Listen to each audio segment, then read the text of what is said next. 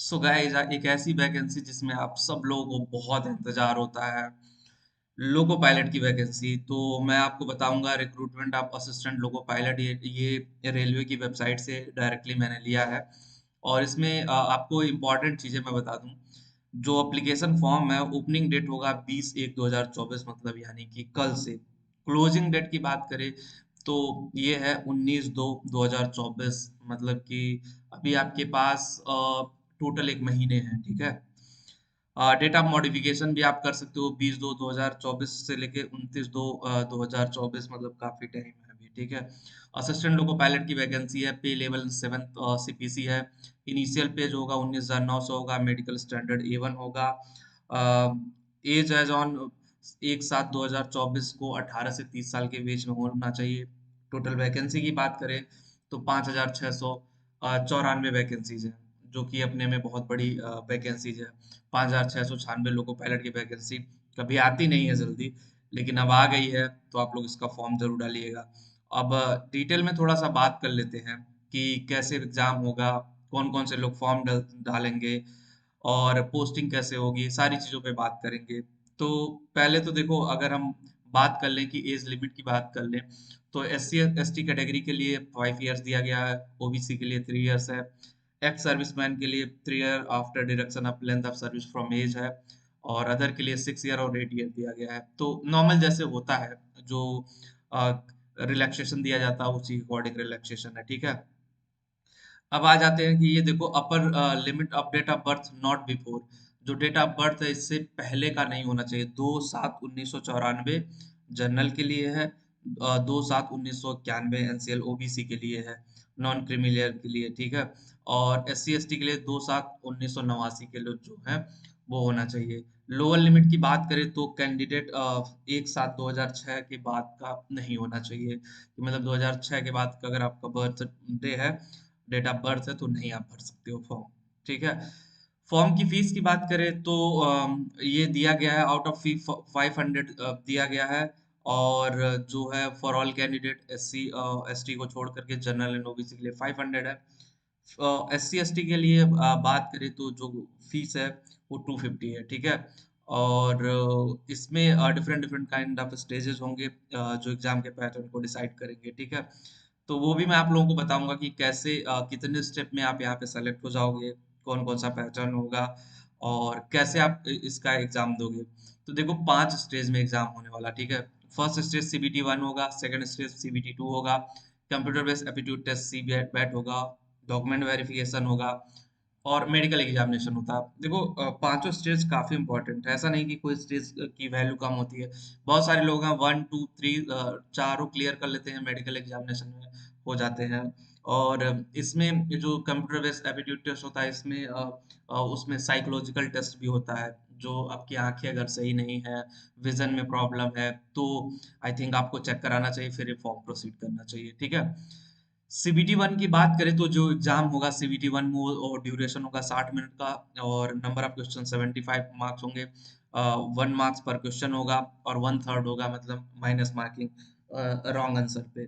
इसमें mathematics, mental ability, different different general science और general awareness के क्वेश्चन पूछे जाएंगे, करंट अफेयर के। सेकेंड स्टेज CBT जो होगा उसमें दो टोटल ड्यूरेशन जो होगा 2 आवर 30 मिनट का होगा, टोटल क्वेश्चन 175 होंगे। पार्ट 1 में 90 मिनट 100 क्वेश्चन होगा, पार्ट 2 में 60 मिनट 75 क्वेश्चन होगा। तो ये थोड़ा सा प्रैक्टिस होगा तभी आप कर पाओगे, बिना प्रैक्टिस के ये आपको करना इतना आसान नहीं होगा, ठीक है। वही है, उसमें भी 1/3 है, जितनी भी है। और जो पासिंग मार्क है वो आप लोगों के लिए डिफरेंट डिफरेंट है। वो डिसाइड करेगा कि कितना परसेंटेज बन रहा है, कितना क्या है। अब बात आती कौन से लोग भर सकते हैं। देखो, इसको लेके बड़ा कंफ्यूजन है। इसमें लिखा गया electrical engineering combination of various stream of electrical engineering. Electrical engineering में पॉलिटेक्निक वाले भी आएंगे, बीटेक वाले भी आएंगे, ITI वाले भी आएंगे। ITI को यहाँ पे कवर अप किया गया है, electrician, instrument machinist, wireman, armature and coil vendor, refrigeration and air conditioner machines. ये है डिफरेंट ट्रेड में। Electronics engineering combination of various stream of electronics engineer, electronics machine है, और रेडियो एंड टीवी है। Mechanical engineer भी भर सकते हैं, इसमें फिटर हो गया, ट्रैक्टर हो गया, मशीन डीजल हो गया, टर्नल हो गया, मशीनिस्ट हो गया, रेफ्रिजरेशन हो गया, एंड एयर कंडीशनर हो गया, ये लोग भर सकते हैं। Automobile engineering and combination of various stream of automobile engineering, automobile के सेक्टर में भी जो लोग इंजीनियरिंग किए हैं वो भी भर सकते हैं। तो आई थिंक देखो, electrical engineering, electronics engineering, mechanical engineering और ऑटोमोबाइल इंजीनियरिंग, ये इंजीनियरिंग स्टूडेंट इसको भर सकते हैं। और सिविल, आईटी, कंप्यूटर साइंस इनके लिए यहाँ पे नहीं निकला हुआ, तो ये मेनली 4 ब्रांच वाले इसको भर सकते हैं। इसमें पॉलिटेक्निक, बीटेक और ये सारी चीजें होना चाहिए, ठीक है। उसके बाद देखो ये आप देख लो जो रेलवे की वेबसाइट है, psychological candidate corner, different kind of things होगा। मैं आपको एरिया भी दिखा देता हूँ, ये देखो, अहमदाबाद में, भुवनेश्वर में, गुवाहाटी में, मुंबई में, रांची में, गोरखपुर में, अजमेर में, बिलासपुर में, जम्मू श्रीनगर में, मुजफ्फरपुर में, सिकंदराबाद में, बेंगलोर में, चंडीगढ़ में, कोलकाता में, पटना में, सिलीगुड़ी में, भोपाल में, चेन्नई में, मलाड में, प्रयागराज में और तिरुवनंतपुरम में। ये अलग अलग वेबसाइट है, आप देख लो किस लोकेशन के लिए आपको अप्लाई करना। Website of RRB participation in CEN 1012024, ये एडवर्टीजमेंट नंबर है। कहीं भी आप जाकर के वेबसाइट पे CEN 012024 को एडवर्टीजमेंट को भरोगे आप, जिस भी लोकेशन पे आपको भरना है।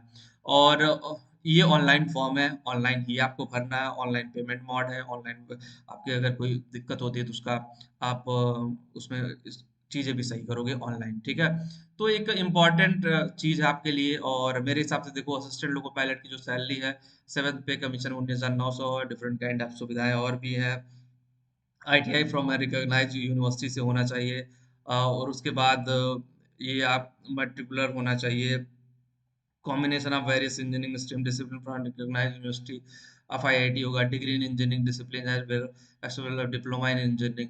तो ये एक अच्छा अपॉर्चुनिटी है। और अगर वैकेंसी की बात देख चाहिए, जोनल वाइज आप वैकेंसी देख सकते हो। अहमदाबाद में 238 है टोटल, अजमेर में 238 है, बेंगलोर में 473 है, भोपाल में 219 है, भुवनेश्वर में 280 है, उसके बाद 124 जो वैकेंसी है।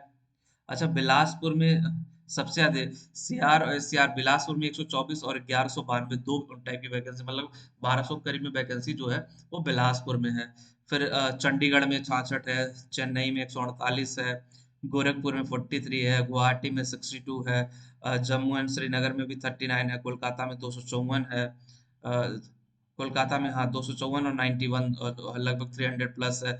मलाड में भी 161 और 56 है, मुंबई में 110, 411 और 26, ये डिफरेंट काइंड ऑफ वैकेंसी है। मुजफ्फरपुर में, पटना में, प्रयागराज में, रांची में, सिकंदराबाद में, ये आप देख सकते हो कि सिकंदराबाद में और बिलासपुर में सबसे ज्यादा वैकेंसी निकली है। टोटल 5,696 वैकेंसी है। तो गाइस देखो, इतनी बड़ी वैकेंसी निकली है डिफरेंट रीजन के लिए, तो मैं यही कहूंगा आप फॉर्म डालिए, अच्छे से तैयारी करिए और लोको पायलट की इस वैकेंसी को क्रैक करिए। वीडियो में इतना ही। अगर कोई क्वेश्चन हो, कोई प्रॉब्लम हो, तो आप लोग लिंक डिस्क्रिप्शन दिया, एक बार जाकर के जरूर देखिए। मिलते हैं नेक्स्ट वीडियो में। Thank you.